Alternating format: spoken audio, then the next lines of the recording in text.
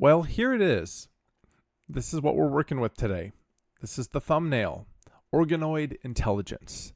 2 weeks ago, Neil deGrasse Tyson hosted a panel on this very subject with some leading experts in the field, and they're talking about brain computers, not just brain-computer interfaces, but brains in a petri dish that function like computers.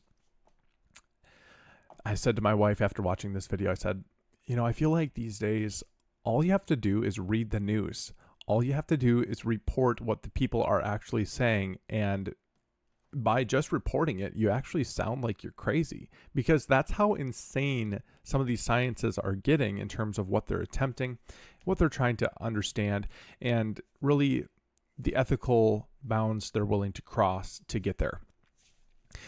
You look at society, you're probably able to find enough people to agree with you to say, hey, science is on our side. But when I look at some of these things, I kind of think, how is humanity even on this side?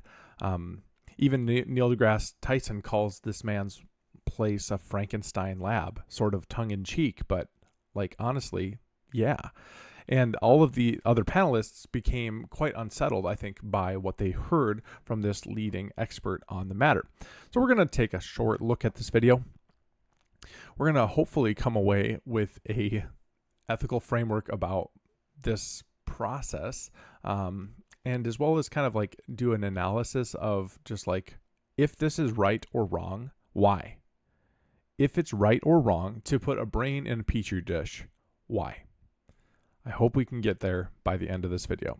First, let's start with the source itself. Let's take a listen to just about a minute of this video.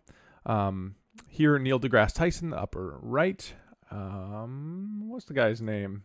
Top left. Yes. Host Chuck Neese, Gary O'Reilly, Brett Kagan. That's the guy we're dealing with here from Cortical Labs, I believe in Europe somewhere. We're going to hear a little clip here. Let's go.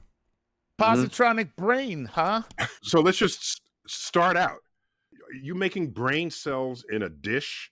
So does that mean you're growing neurons?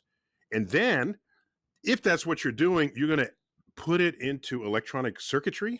So what's up with that? Yeah, that's exactly what we're after. So when you get right down to it, I think it's interesting you bring up astrophysics as a parallel, because when you look at the complexity that happens in the universe at that macro scale, infinite number of different bodies all interacting with each other, moving as a whole, you do actually get a similar level of complexity when you look at the brain.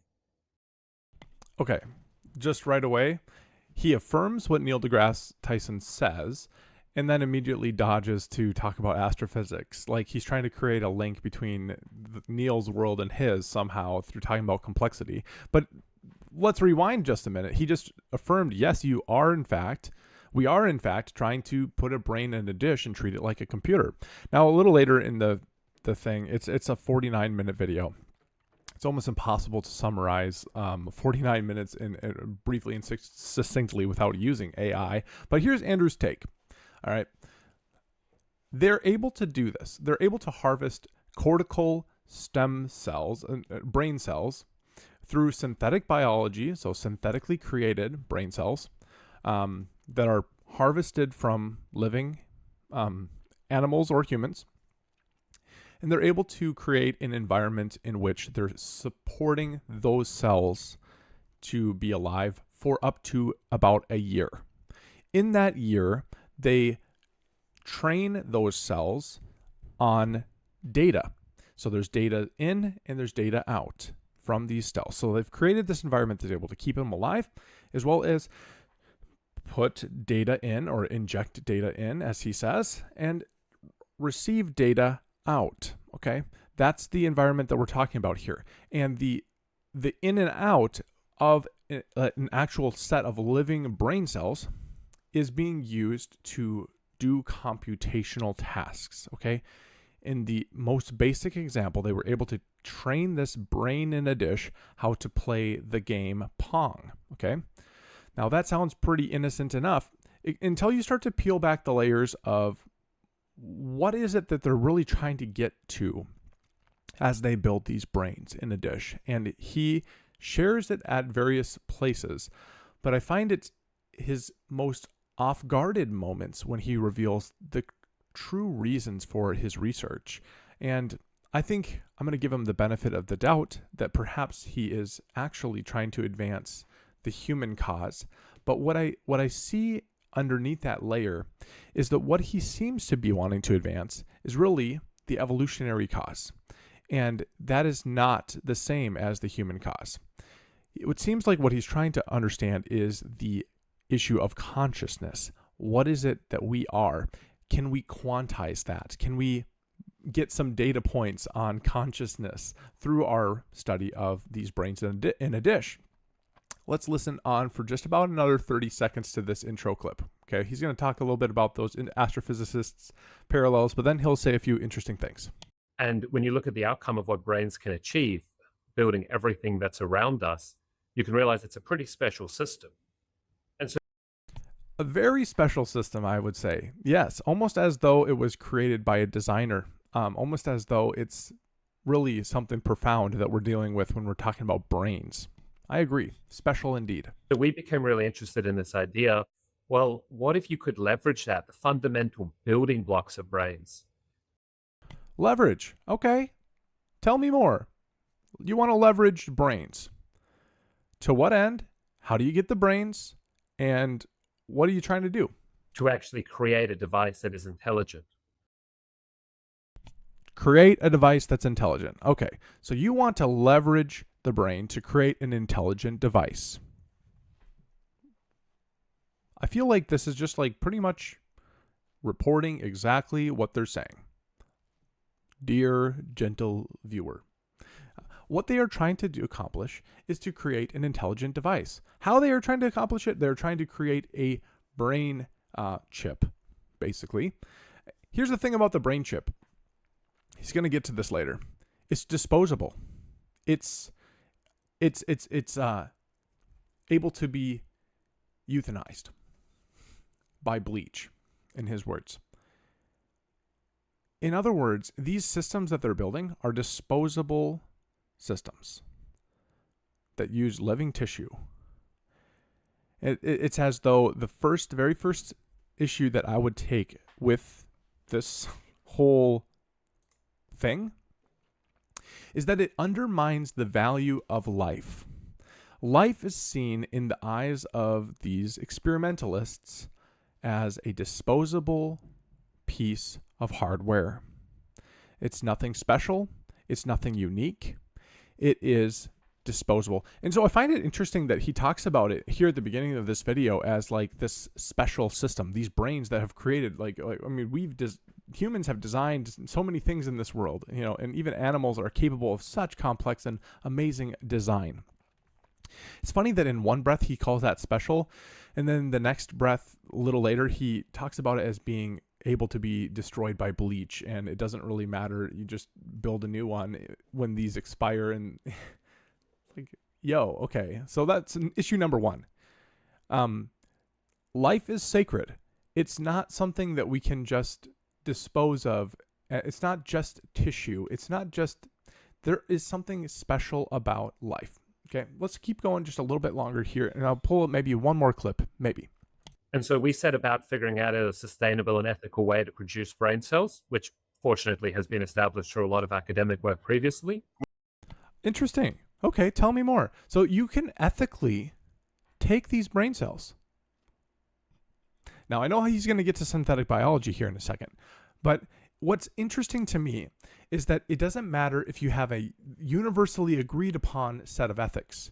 At this point in the scientific advancements that we are experiencing right now, all that matters is that you have enough people to agree with you.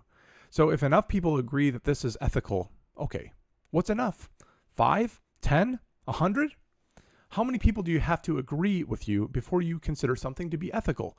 Of course, these panelists who are most open to these ideas are having reservations. Perhaps that should be answered before we continue down this path of science. Okay, let's keep going. Wait, when you say ethical way, you mean there's some brain cells that'll complain and protest your work? What? Well, for us, we were obviously interested in a lot of people in the work, they take them from animals. So you have to grow the animal, you have to kill the animal, you have to harvest it, which is for some work necessary. But we wanted to figure out, is there a more scalable and sustainable way to do that? And so we moved to synthetic biology. And so we found that what we could generate was something called an induced pluripotent stem cell, which is a type of stem cell that you can make from any adult donor's blood, tissue, or skin cells, or there's a number of ways you can do it. Then we could turn them into brain cells using a number of different methods. And then we could integrate them into devices like what you can see I've got next to me here. Let me just unpack that for a second, okay? He talks about these established methods. He talks about these, oh, we just cultivate it. Oh, we just grow it. We just make it. As far as I understand from my research, the way that this is done is to take cells and put them onto skin of a living being and to inject them into a section of skin. And then the resulting tissue that's formed from this kind of out of place stem cells is new stem cells.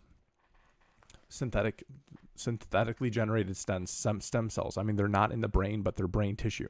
Actually, some of the researchers who are really far advanced in this field are considering this as a method of treatment. So they want to take a donor's own stem cells, put them on their inner thigh, grow these cells until they're large enough, remove them, and then take those same cells and start injecting them around the body in places that need to be repaired.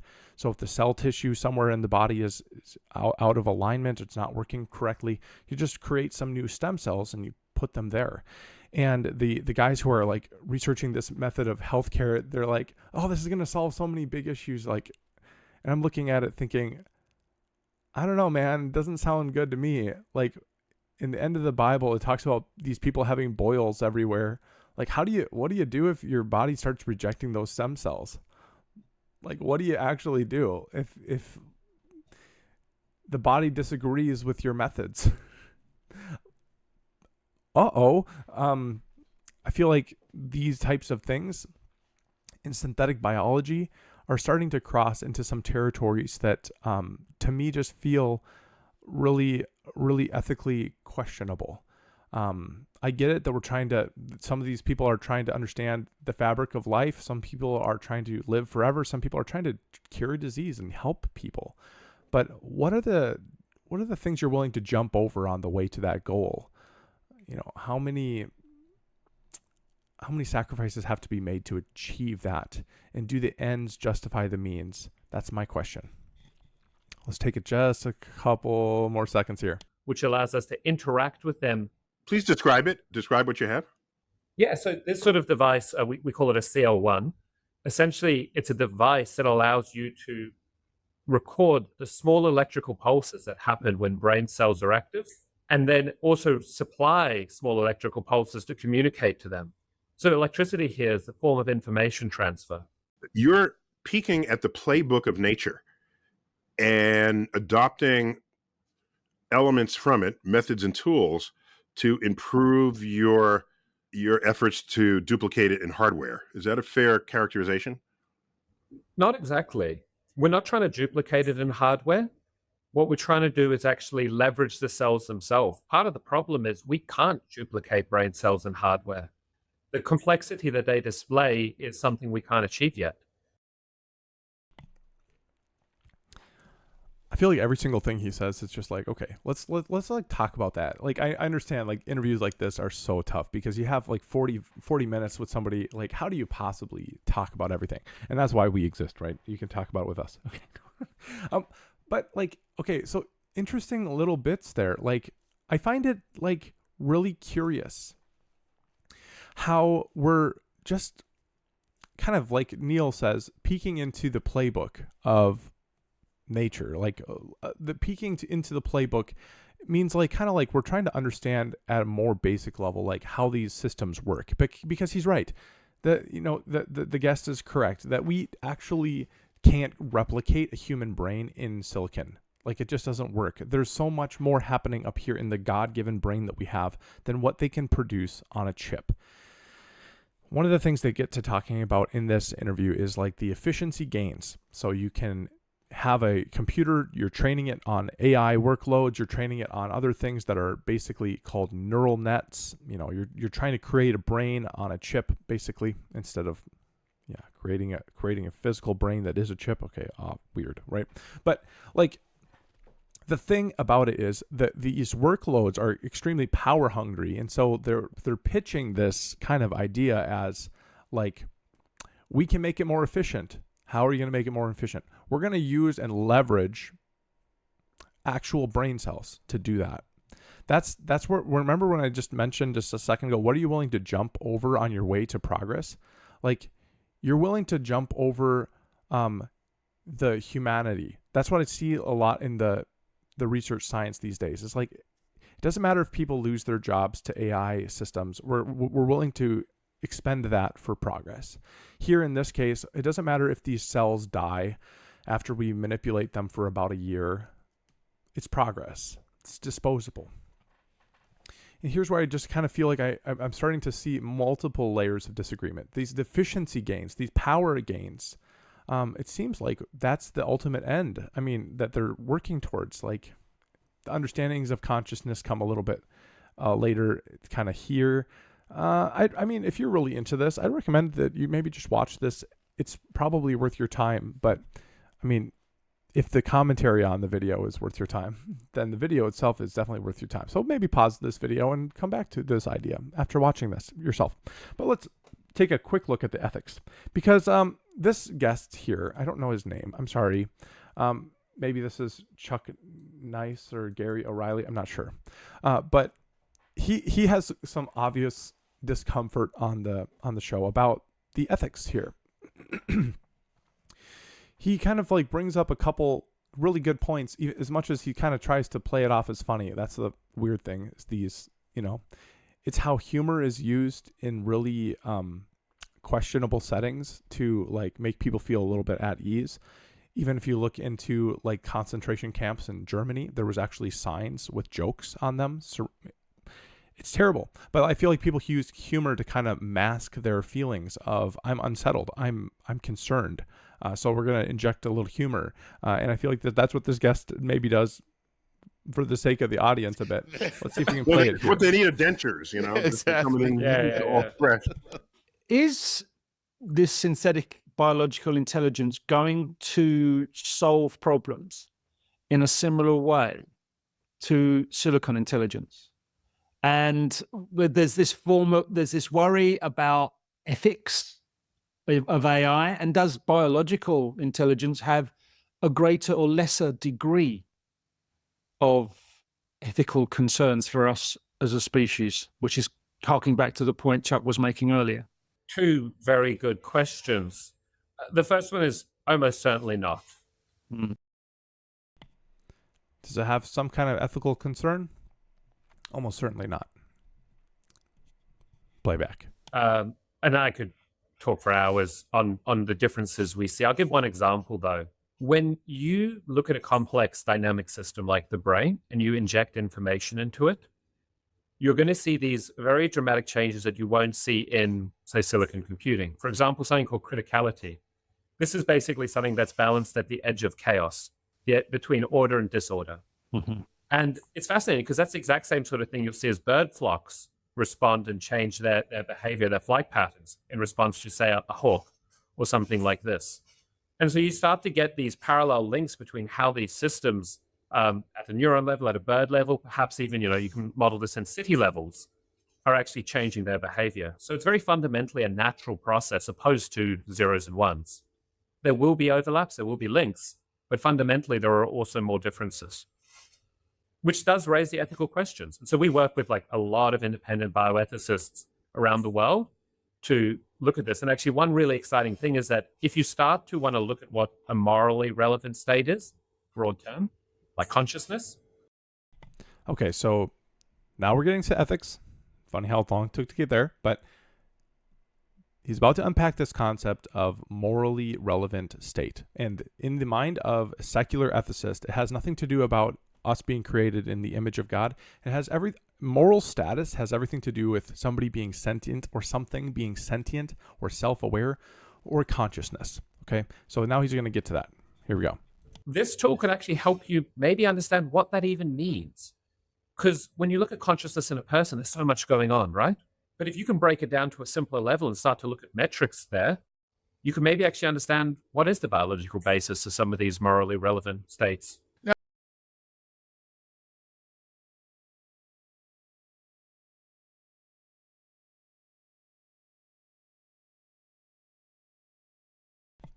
Oh man, okay.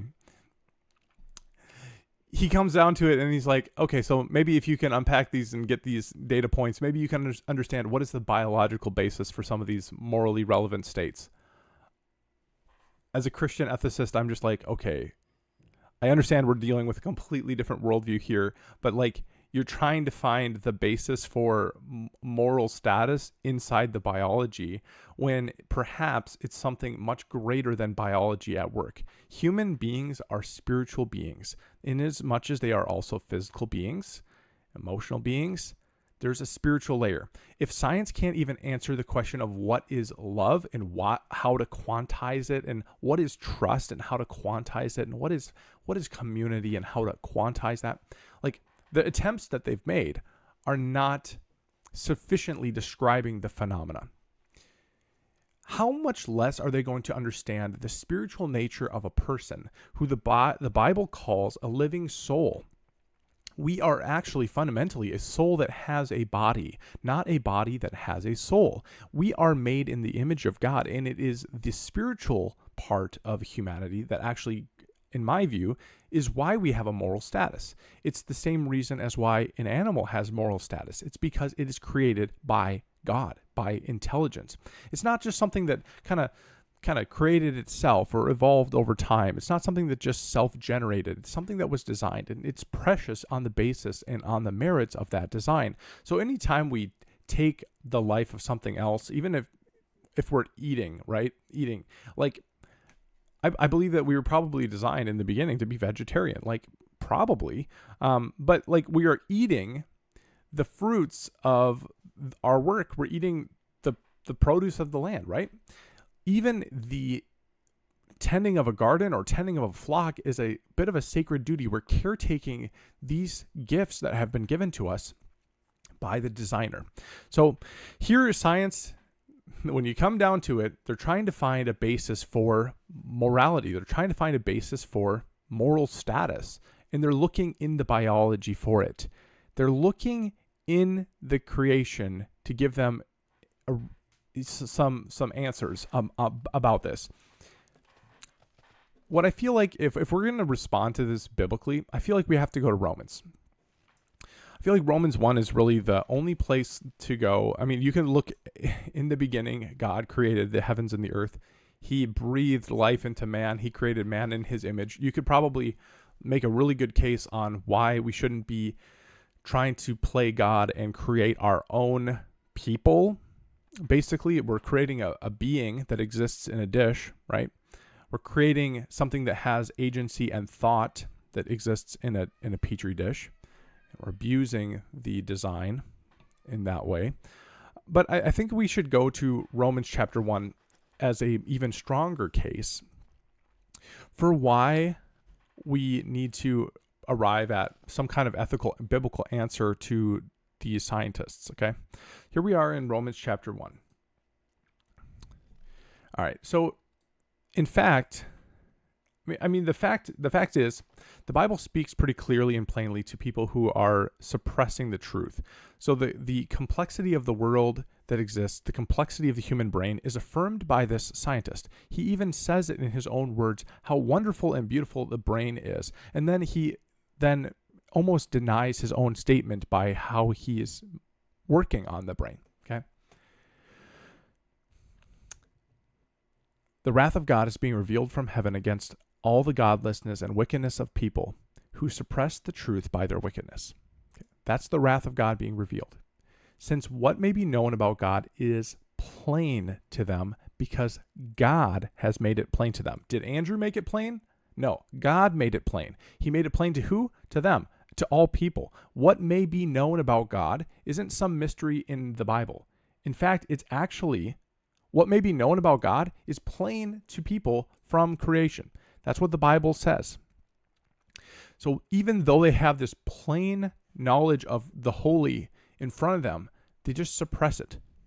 They suppress the truth by their wickedness. For since the creation of the world, God's invisible qualities, his eternal power and divine nature have been clearly seen, being understood from what has been made, so that people are without excuse. So in the biblically correct model for how we arrive at our understandings of life, God, consciousness, all of these things, we are to look at what these things tell us about God's invisible qualities. We are to learn about the divine from that which has been made. It's clearly seen, being understood from what has been made, so that people are without excuse. I mean, if I'm without excuse and I'm not a microbiologist or a synthetic biologist, and I can see that there is precious design in all that has been made, then certainly those who do have those degrees and credentials are furthermore without excuse for denying the truth that is right in front of them. Okay. Although they knew God, they neither glorified him as God nor gave thanks to him, but their thinking became futile and their foolish hearts were darkened. Although they claimed to be wise, they became fools and exchanged the glory of the immortal God for images made to look like a mortal human being and birds and animals and reptiles. Okay, so God gives them over to this. And basically, I mean, all of this, because they exchanged the truth about God for a lie and worshipped and served the created things rather than the creator. So going back to what's the real issue with this? It's worshiping the created thing rather than the creator. We're not going to worship the God who created this complex brain. We're going to create our own brains, and we're going to celebrate the exceptionality of brain cells and the evolutionary process, basically celebrating the created things rather than the creator. I mean, if we're looking at what is evolution really, it's the worship of the things, the matter, the what has been made, instead of the maker of what has been made. That's the issue.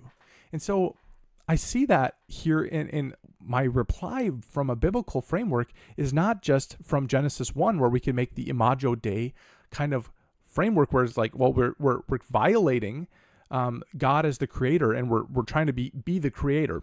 Here, I would say that we're actually worshiping the created things rather than the creator by putting them to this ultra status, by looking at them as the answer themselves, as though the answer to consciousness and morality and some of these big questions are going to be answered somehow in the created things. Well, I mean, they will be. If you look at what it says, it's like, we can see the divine nature, but if you're going to look to these things as though they are to be our solution, our savior, no, that's not their place. And that's the issue I have, I guess, with evolution in general. It's just this, it's this celebrating of things. It's like, oh, things, how great things are. In the beginning was this big bang. There was matter. At the beginning of time, there was matter, and matter exploded, and it created complexity, and it created, all that exists. It's like what's really celebrated, what's really worshipped is the stuff that has been made, not the one who made it. And so even these scientists, they gather around and they celebrate the ability of the brain cells to do something amazing and wonderful. But they don't celebrate the one who created them to be wonderful. They just celebrate the cells. And if they don't do what you want, just bleach them. If they don't do what you want, well, throw it away. Can you imagine if God treated us that way?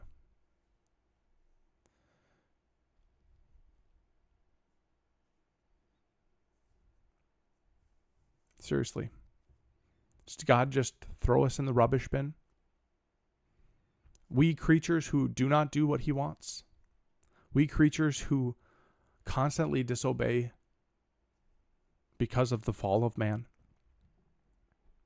No, he instead loves us so much that he gave his one and only son for us to die in our place, taking upon himself, Jesus, the punishment for sin that we deserved.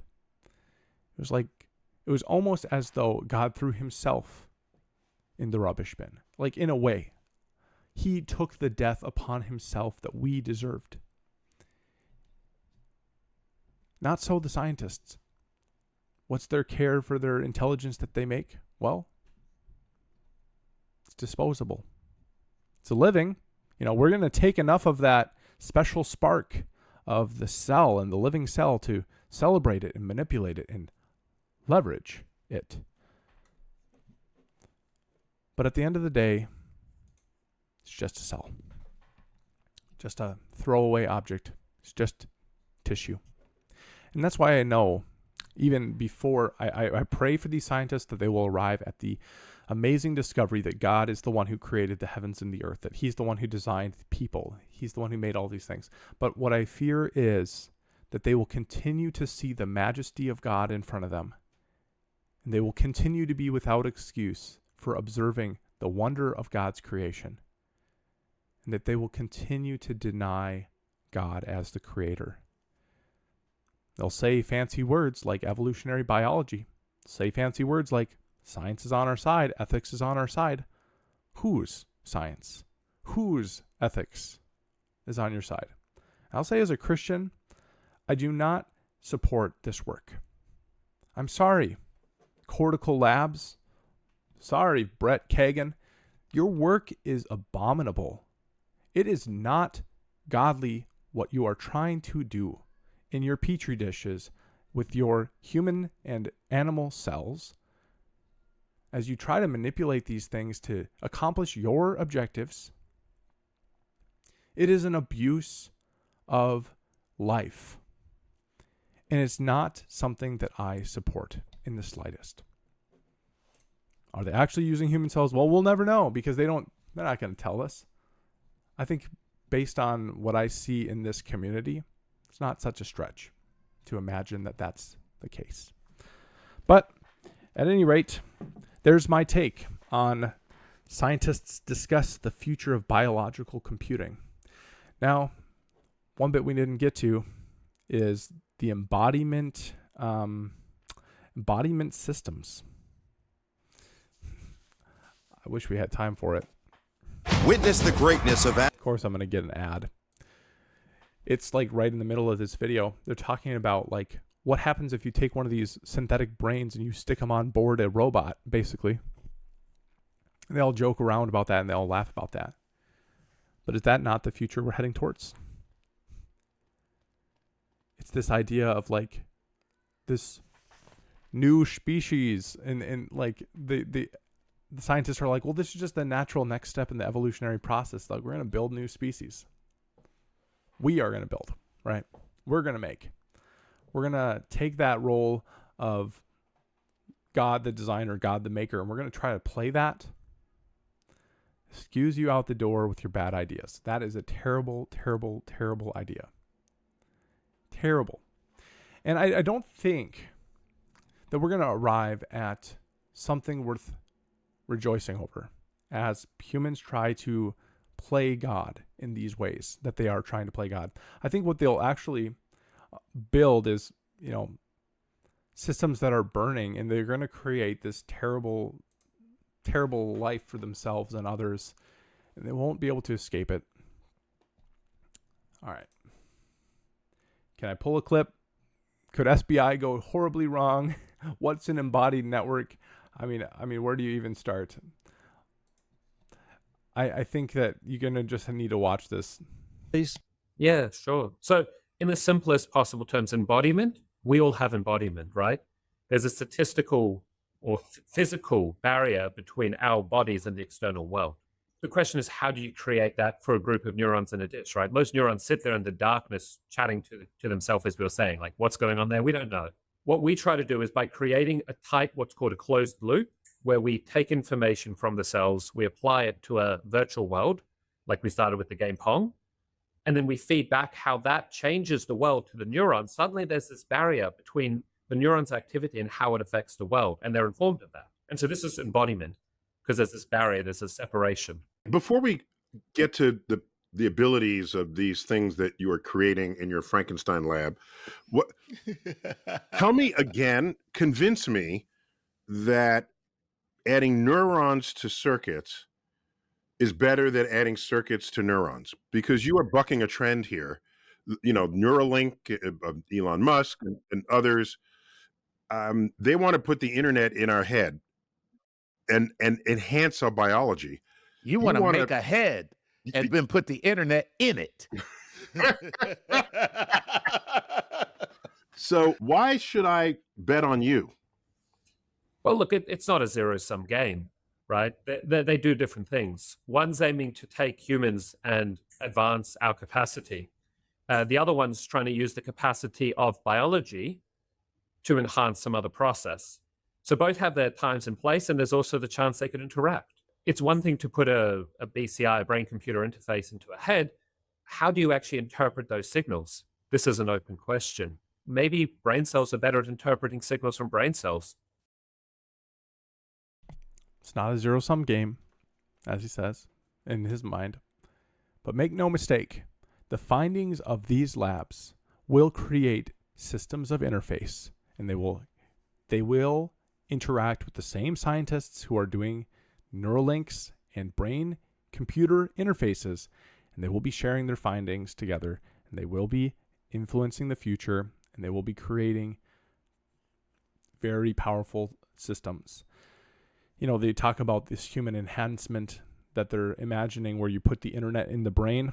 I can just imagine so many ways that goes wrong. But one of the missing links is, how do you actually influence the brain's signals? Sure, you can read them. It's a read-only system almost.